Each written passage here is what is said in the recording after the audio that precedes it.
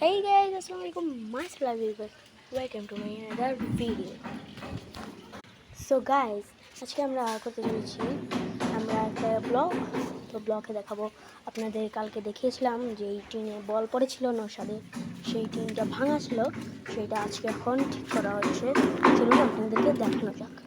এই যে দেখুন গাইস, এই যে সেই কাঠগুলো টিনে লাগানো হবে, বুঝেছেন তো গাইস। এই দেখলেন আমাদের এই ভাঙা ঘরটা এখন ঠিক করা হচ্ছে। তো আমরা এখন চলে যাব ব্লগ এডিট করতে। তো চলুন যাওয়া যাক।